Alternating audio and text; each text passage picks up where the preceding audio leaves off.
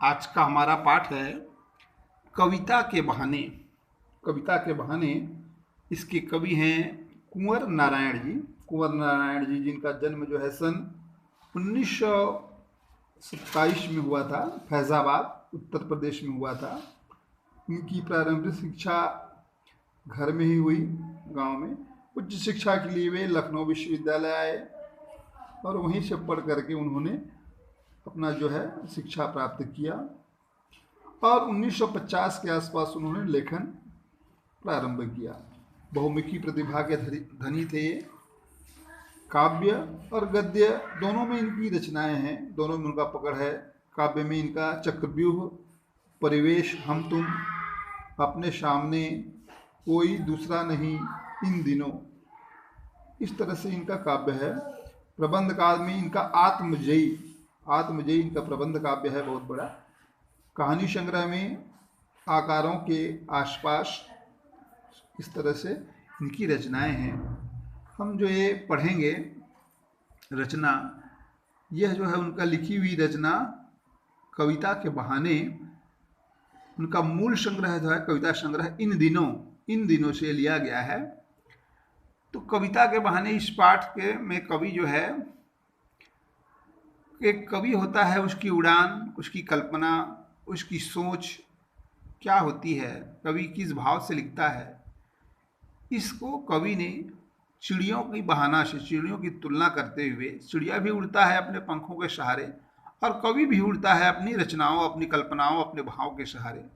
तो इन दोनों में भिन्नता क्या है, अंतर क्या है, इस बात को समझाने का यहाँ कवि ने प्रयास किया है। कविता एक उड़ान है चिड़िया के बहाने। कविता भी एक उड़ान है, जैसे चिड़ियों का उड़ना होता है, उसी प्रकार कविता भी एक उड़ान है।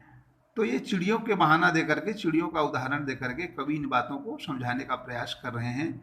कविता की उड़ान बढ़ा, चिड़िया क्या जाने। लेकिन कविता की उड़ान को चिड़िया क्या समझे, क्योंकि चिड़िया अपने पंखों के सहारे एक निश्चित उसकी जो शक्ति होती है, उसकी जो क्षमता होती है, उसकी जो पहुंच होती है, उतना तक ही चिड़िया उड़ पाती है, जा पाती है। और उसके बाद वह एक निश्चित बाद थक जाती है या उससे आगे नहीं जा पाती है। लेकिन कवि की जो कल्पनाएं हैं, कवि की जो भावना है, कवि का जो सोच है, कवि का जो विचार है, वह अनंत है, वह कहीं भी पहुंच सकता है। इसीलिए कहे हैं कविता की उड़ान भला चिड़िया क्या जाने। कविता की उड़ान को चिड़िया क्या जाने, क्या जान पाएगी, नहीं समझ पाएगी।